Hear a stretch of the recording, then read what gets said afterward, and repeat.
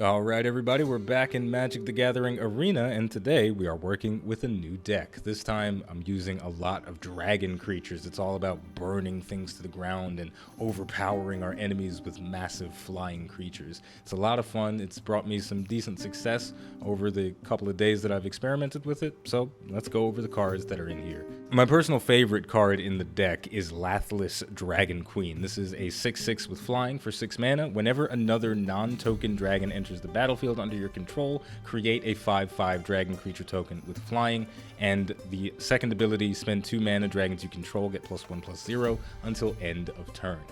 This thing has the potential to snowball out of control if my opponent does not have any way to remove Lathless Dragon Queen, and I have other dragons in my hand. And even if I don't, it's a very powerful creature. So hopefully in one of the games that we play today, I will be able to summon this thing and get a whole bunch of dragons out on the field and just rain death from above. It's a very cool card. I've also got the Volcanic Dragon. It's 6 mana for a 4/4 with flying and haste. So bring it out, just get it right to attack, and it's like the Blitzkrieg of dragons. Next up, the Spark-Tongue Dragon is not my favorite dragon in the deck, but I do like its ability. It's costs 5 mana, but its ability costs an additional 3 mana, and it has to be used on the initial casting. So if I want to get the full effects out of this card, I need to spend 8 mana, which is a lot. The ability is when Spark-Tongue Dragon enters the battlefield, you may pay 3 additional mana. When you do, it deals 3 damage to any target. It's pretty low value overall, but I keep it because I've made some plays with it that have won me games. So it's like, why not? We're almost done talking about the dragons. Next we have Demanding Dragon. It's a 5/5 with flying for 5 mana. When Demanding Dragon enters the battlefield, it deals 5 damage to target opponent unless that player sacrifices a creature. So depending on when I summon this thing, it gets more value or less value, but it's an interesting card. It gives the person that I'm fighting something to think about when it comes onto the field. Now the last and most important dragon in the deck hasn't even been born yet. It's in an egg. So this is Dragon Egg. It is a 0/2 with Defender for 3 mana. When Dragon Egg dies, create a 2/2 red dragon creature token with flying and spend 1 mountain. This creature gets +1/+0 until end of turn. So in the early game, the Dragon Egg is as a good blocker, and once it does die, which I want it to die, it becomes a creature with flying and a pretty powerful effect. I can use it to hammer away at my opponent's life points, especially if they don't have any flying creatures or removal spells. The 2/2 token that gets summoned is very, very difficult to deal with.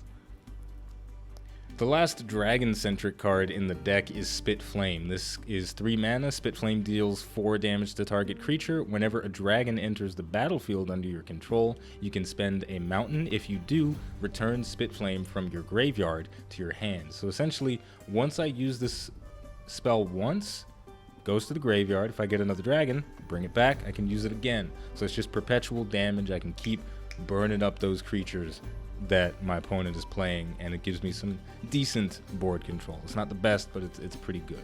Now there's obviously a lot of other stuff in the deck that we can work with, but for now we're going to go in and we'll talk about the stuff as we draw the cards. So let's get to it.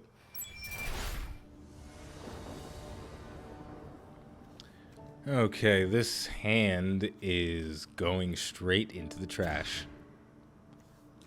I'm tempted to throw this one in the trash as well, but I'll keep it. I'm gonna keep that at the top. All right, so we've got some decent creatures in our hand, but we don't have a lot of mana, and if I don't draw into mana by the next turn, then it's pretty much game over. I do have the mana Geode, which is going to be nice, but I can't cast it until I get that 1 more mana, and so without that, we're in the trash. But thankfully we drew that extra mana, so we get the Geode on the field. Next turn I'm going to summon the Rekindling Phoenix, and I'm going to send Tibalt's Rager to the bottom of my deck because right now I just want mana. For the next couple of turns, all I really care about is mana because I've got these big expensive creatures. Alright, looks like we're going up against Pirate Boy over here. I don't think it's going to be a huge problem to deal with a lot of pirates, but it could potentially get out of control. So let's summon the Rekindling Phoenix. I did not talk about this one. When the Rekindling Phoenix dies, it summons a 0/1 token on the field, and then at the start of my next turn, the Rekindling Phoenix returns to the battlefield under my control, and it has haste. What's this puppy do? Dreamcaller Siren can block only creatures with flying. When Dreamcaller Siren enters the battlefield, if you control another pirate, tap 2 non-land permanents. Fun times. Alright, so I'm taking a lot of damage to the face. I'm getting rushed pretty hard, and these flying creatures are a bit of a pain to deal with. So why don't we get rid of one of them?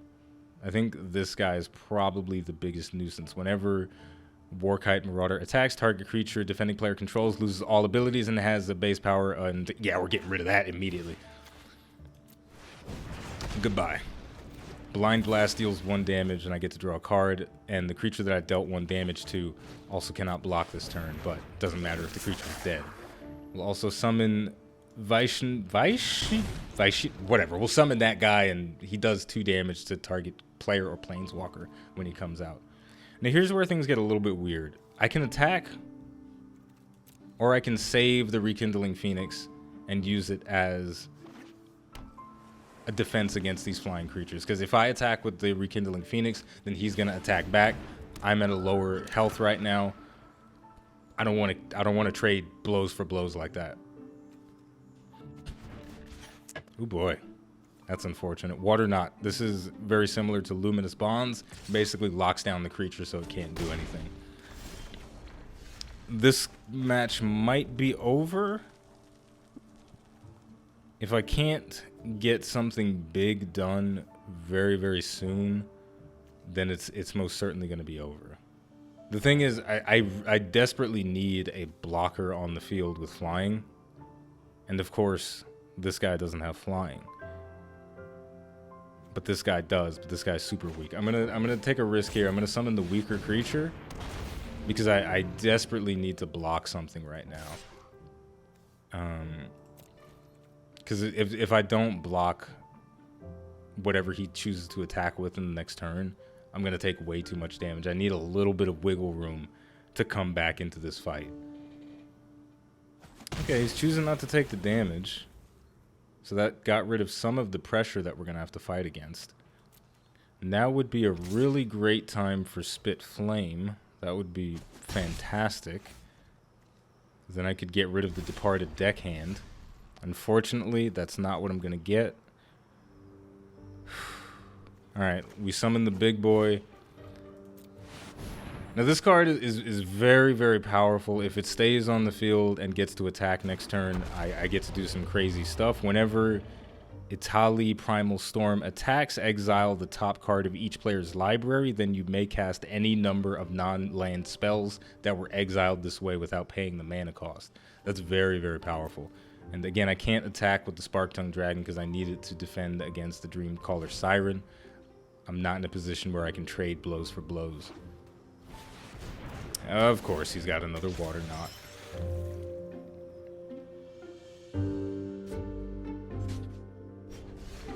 Knot. Well, I think it's game over. I'm just gonna summon all of my creatures and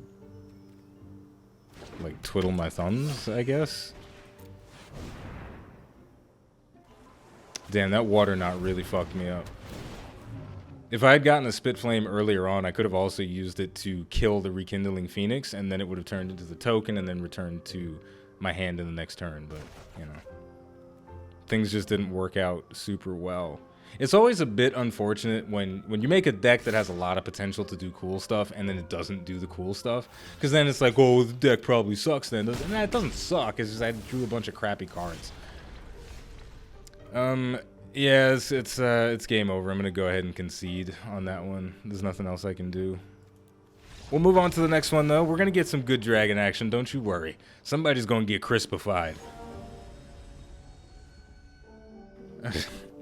Well, we've started off with a buttload of mana.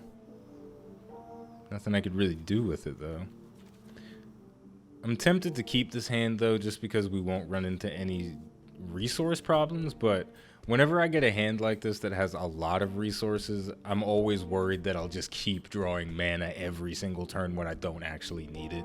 because that's usually how things work. If you get mana, then in your starting hand, then you draw mana for the rest of the game. If you don't have any mana in your starting hand, then you never draw mana for the rest of the game. So it's just, you can't really win. But I'm gonna keep this and see if we can make some cool plays with it. All right, going up against something with green. Probably gonna see some very big creatures that can be difficult for us to deal with. I drew into a volcanic dragon. That's not bad. I do like this boy. All right, green and blue. Interesting. So we've got to worry a little bit about removal, a little bit about big creatures. This is probably going to be frustrating. So we've got MTG on the battlefield, and his ability is going to come into play, assuming he doesn't get removed. We can spend 2 mana, and he gets +2/+1 until end of turn. So if he survives, is he gonna survive? Maybe. Maybe. Okay. As an additional cost to cast the spell, reveal a merfolk from your hand or pay 3. When he enters the battlefield, draw a card. Okay. Oh, that's interesting. That was very clever. He revealed a card from his hand and then he played it, which basically nullified the effect of revealing it. Fascinating. Okay, so now that he's got this 3/2 on the battlefield, I don't want to have Tibalt's Rager as the only thing that I have out, so I'm going to bring out the Dragon Egg so I can defend myself a little bit better. And you know what? Let's go for an attack. See what he does. If he blocks it... Okay, never mind. Alright, he's just going to take the damage. That's fine. Alright, Tempest Caller. When Tempest Caller enters the battlefield, tap all creatures target opponent controls. Nice. I'm going to take 4 damage there. We are drawing a lot of mana, which is really nice. It feels pretty good. I also have this fun card called Demolish. I'm going to blow up one of his mana, because screw this guy.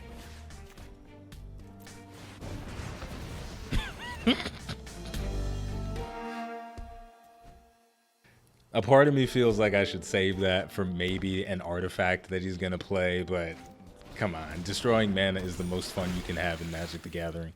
If I could, I would build an entire deck with only cards in it that destroy other mana. When Water Trap Weaver enters the battlefield, tap target creature and opponent controls. That creature doesn't untap during its controller's next untap step. Unfortunate. Alright, well, it's time for the baby dragon to be born. Dragon Egg is going to eat that damage for us. Baby dragon is here. He's live. Okay. Now here's the thing. This planeswalker that I have, Jaya Venerated Fire Mage, she's not that great. But she's not bad either. So I'm going to summon her.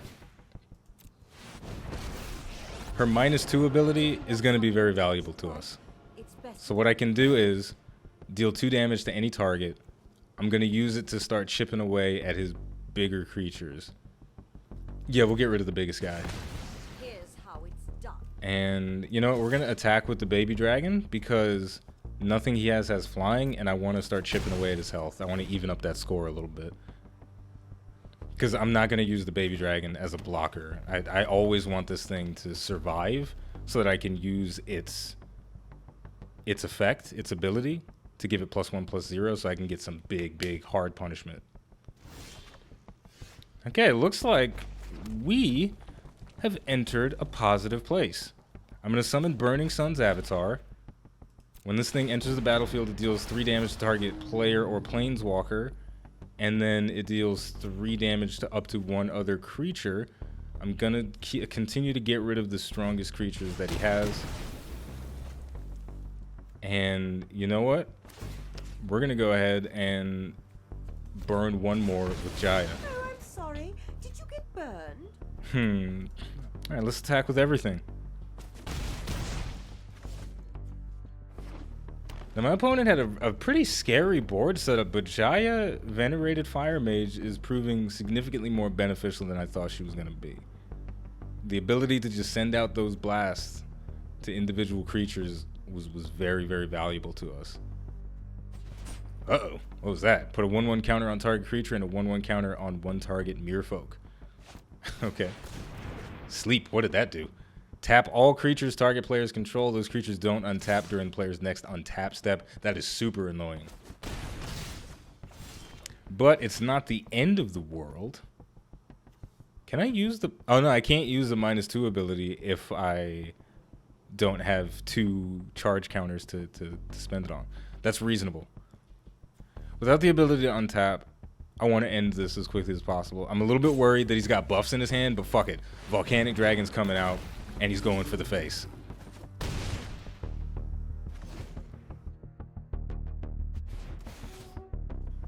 Yep, that's rip.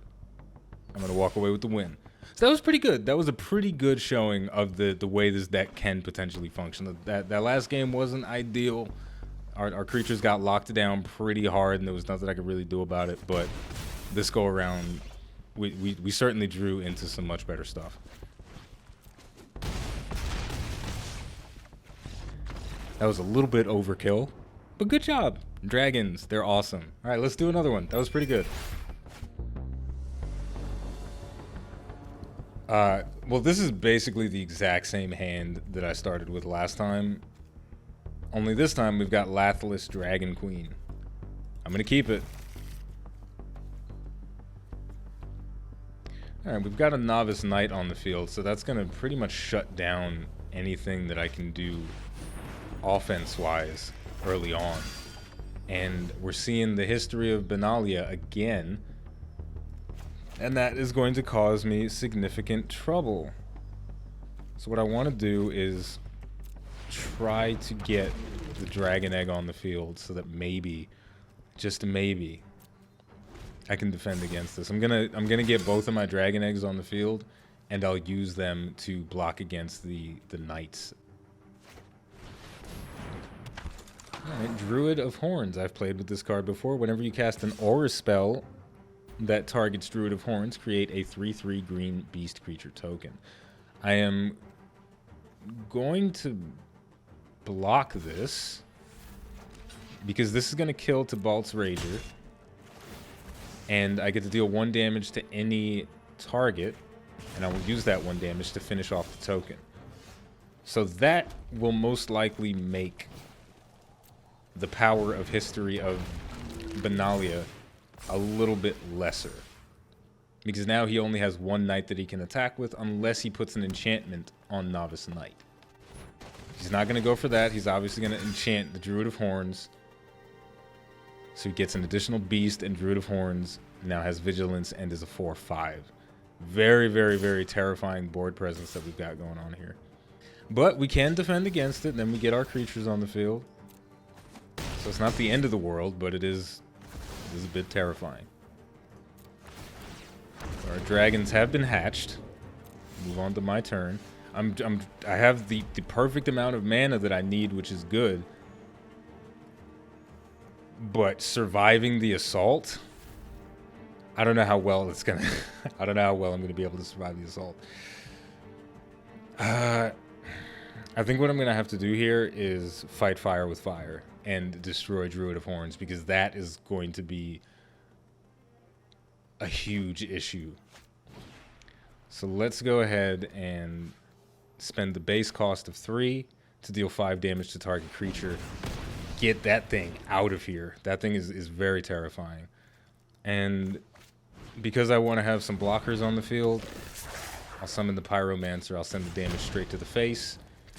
And I'm attacking with both of my baby dragons. In general, I'm never going to block something with either of these dragon tokens unless I'm about to die, because their effect is just so powerful. Because look at it this way, right? If I block with both of those dragons and I die, I'm losing out on a huge amount of potential damage. Because right now, I can attack for 7 with one of these dragons if I spend all my mana on it. And we got a lot of damage coming into our face right now. 5, 8. I'm going to block the 2 because I want to get rid of one of his creatures.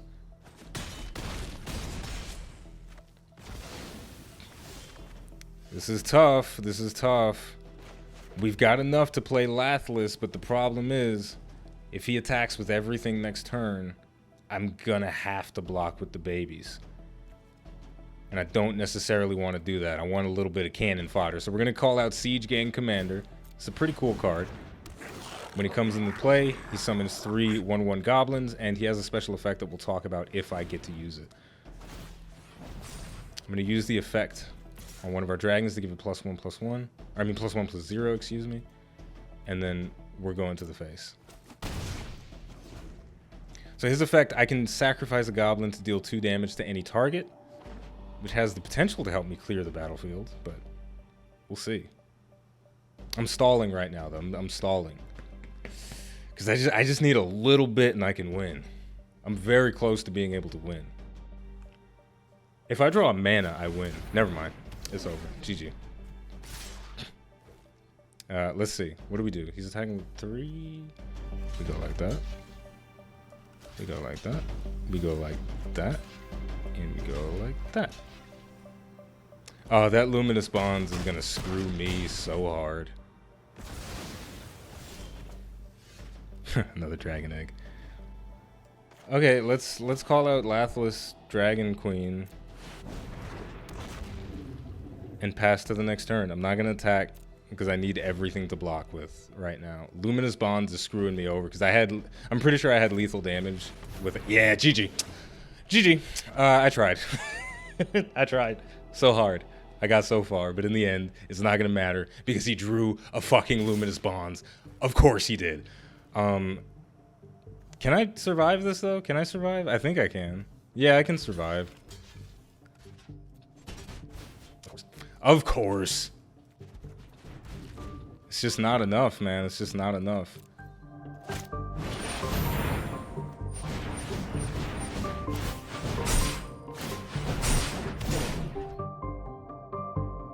Come on, I want you to do it. I want you to finish me off. Come on. Come on, do it. Come on, I'm here. Kill me. Come on. Just attack with everything. You know you want to. I know you want to. There you go. That's what I'm talking about. Okay. It's very unfortunate that no matter what happens, we're going to lose the dragon token that we just got. But on the bright side, we are going to get a kill in the process, and we're also going to get another baby dragon.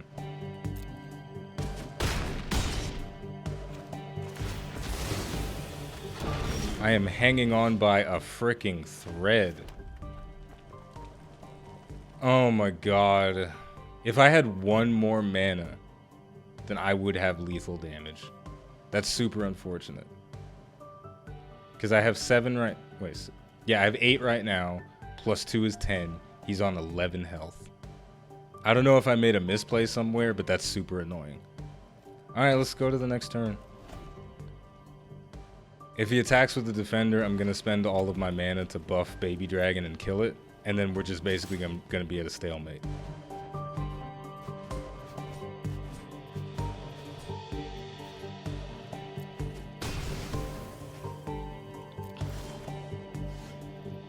Hey, that's awesome. Okay, maybe I'm still... Am I going to win secretly because I've stalled for so long? Oh my god, this may be the greatest game of Magic the Gathering that I've ever played. Oh my gosh. Am I going to win on the next turn? If that's a Luminous Bonds, I'm going to concede. It's not. Okay. It's not Luminous Bonds. I don't have to concede. I win. I win. Yes! Oh my gosh. That was the greatest game of Magic the Gathering I have ever played. Oh my gosh, that was brilliant. That was brilliant. I'm so happy right now. I'm not going to play another game for the rest of the month because nothing is ever going to be as glorious as that. He thought he won. Anyway, that was really awesome. That was a cool match. I'm very happy with the way that performed. I'm going to do some more matches with this deck a little bit later today. But for now, I'm going to take a little break, and that was awesome. So if you enjoyed this video, don't forget to like, subscribe, and leave a comment. Let me know how you feel about dragons in Magic the Gathering and dragon decks in general. Did you think this was cool? I don't know. What are your thoughts? I personally loved it. So, as always, the name of the game is Magic the Gathering Arena. The name of the channel is iBluairJgR. Thank you for watching, and I'll see you next time.